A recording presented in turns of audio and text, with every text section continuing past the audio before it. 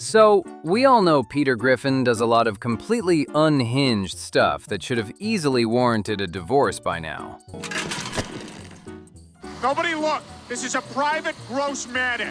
But what about the other way around? Today, we are flipping the script and taking a look at the Times Lois Proved She's a Terrible Wife. Let's start the show. Let's kick things off with Season 20, Episode 12, The Lois Quagmire. Now, imagine being so completely embarrassed by your own husband that you replace him with his best friend for a fancy party, only to get furiously angry when that friend actually respects your boundaries. Yep, Lois hits a whole new level of toxic in this one. The whole thing starts when Lois gets an invite to her fancy high school reunion. These girls come from old money, so they are incredibly stuffy and judgmental. Lois takes one look at Peter and realizes she would have more credibility showing up in a literal burlap sack than bringing him along. Do people bring husbands to these things? You're not thinking of going without him, are you? Because in her eyes, you need to reach a certain income level just to be treated like an actual human being by this crowd. So, Lois finds a workaround. She recruits the most put-together guy in Peter's friend group to go as her fake husband, Glenn Quagmire. Which, to be fair, is a pretty low bar to clear. Quagmire agrees to the charade, and Lois figures she's just giving him the opportunity to finally live out his long-standing fantasy of being with her. She is totally fine with stringing the guy along for her own benefit. Okay, everyone, I stocked the fridge with healthy food. Your weight is a reflection on me, so no pizza. Oh, the pizza. Now that's an idea. When they get to the hotel, they run straight into the classic one-bed romantic comedy trope because they accidentally got booked in the honeymoon suite. This is not the room I reserved. This is the honeymoon suite. Was that, this is the honeymoon, comma, suite?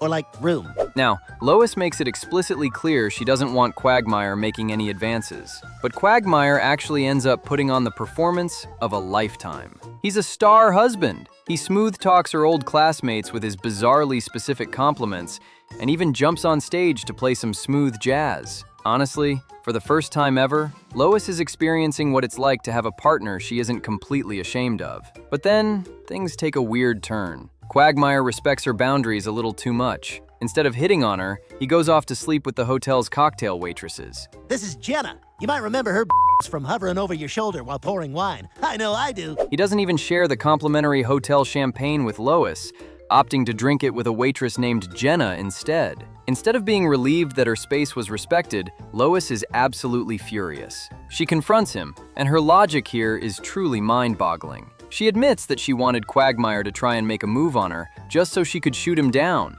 Why? Because rejecting him would make her feel sexually desirable and morally superior. I did exactly what you wanted, and I didn't make a move. I didn't even come close. That's the problem. You wanted me to? So even though she wasn't actually going to cheat, desperately hoping your husband's best friend makes a pass at you just to boost your own ego is wildly psycho behavior. Peter would probably be mad if he knew, but let's be real. He's mostly just relieved he didn't get dragged along on this trip. All right, Lois is gonna be home soon, so we gotta fix this now. Why don't we just shove him in the sewer? Let the clowns have at him. Up next is Season 21, Episode 3, A Wife-Changing Experience. Imagine your neighbor accidentally catching you changing in your bedroom, and instead of being mortified, you use it as an excuse to put on a daily show just to boost your own ego. Yep, that is exactly what Lois does here, and it sparks a bizarre chain of events that exposes her desperate need for validation. The episode starts off on Peter and Lois's anniversary, where they are, supposedly, basking in the warmth of their long-lasting love. Naturally, they immediately hit the most exhausting hurdle of any long-term relationship, deciding what to eat for dinner. Hey, so what do you think about dinner? Oh, God, I'm so tired of thinking about dinner. I don't know. Lois points out that figuring out what you are in the mood for every single night is practically the leading cause of divorce. But when Lois heads upstairs to change out of her bathing suit, dinner becomes the least of her worries. Joe accidentally walks right in on her. I'm sorry, I'm leaving! Now, If only there was some sort of magical locking mechanism invented to keep doors closed when you want privacy, right? To make matters infinitely more awkward, this accidental exposure actually gets Joe standing at attention, if you catch my drift. Usually, getting Joe going requires a complex setup of pulleys and cranes, but Lois manages to give him the all-natural experience. Instead of being completely traumatized by the encounter, Lois actually feels pretty vindicated. And weirdly enough, this traumatizing little slip-up ends up being a total miracle for Joe and Bonnie's marriage. And for the first time in 9 years, Joe was able to achieve manhood. You know, without a pill, a shot, or a pump. Lois turns out to be the exact aphrodisiac Joe needed to completely revitalize their bedroom activities. Joe is so revved up, he doesn't even need his usual pump. He gets going just from scraping dog poop off his shoes. Hey, when you haven't had an organic rise in forever, you take what you can get. Figuring it would be rude to deprive Joe of such a wonderful experience, Lois intentionally continues to put on a show for him through the window. It keeps his engines revving and gives her a massive self-esteem boost. Meanwhile, her actual husband is completely uninterested. When Lois offers to turn off the TV and turn Peter on, he literally asks her if she's drunk. Apparently, the only way to get in the mood in that house is by utilizing Peter's trick of hiding a fifth of vodka right inside the toilet tank. Eventually, Quagmire catches Lois doing her little window shows for Joe, and he immediately runs to tattle to Peter. Peter confronts her, and while they manage to work through it surprisingly fast, it proves one undeniable fact. Lois just desperately needs attention to survive. We are talking about a woman who once impersonated a nurse just to sponge bathe 7 adult Korean War veterans for the thrill of it. Honestly, if OnlyFans was in her orbit back then, it probably would have solved all her problems and made her some serious cash. Even though Peter eventually retaliates by doing the exact same thing, Lois was the one who crossed the line first, kicking off a whole trend of emotional cheating. Moving right along, we have Season 16, Episode 4, Follow the Money. Now, we have seen Lois do some pretty shady things so far, but this one might just be the absolute biggest betrayal of their entire relationship. Imagine finding out that your wife is secretly close friends with your mortal enemy.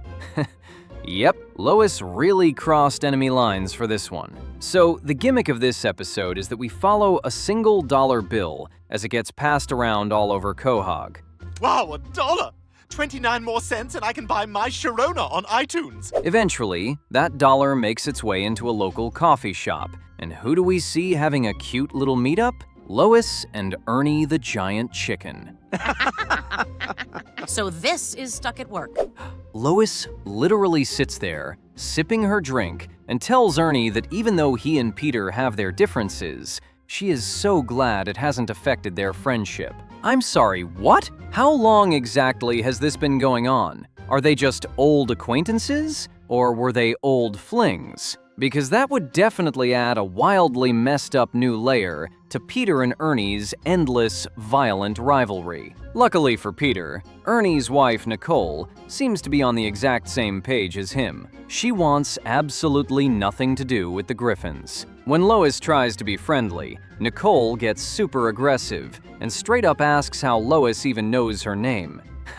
If only Lois and Nicole's fights were as cool as Peter and Ernie's. I know Peter's chicken fights usually end with a bunch of casualties and half the city getting obliterated, but come on, they are iconic for a reason. But a little hostility from Nicole isn't enough to ruin the friendship for Lois. Later on at home, we see Lois casually texting Ernie on her phone. And oh yeah, Peter totally knows about it. He catches her and explicitly tells her he doesn't want her talking to him anymore.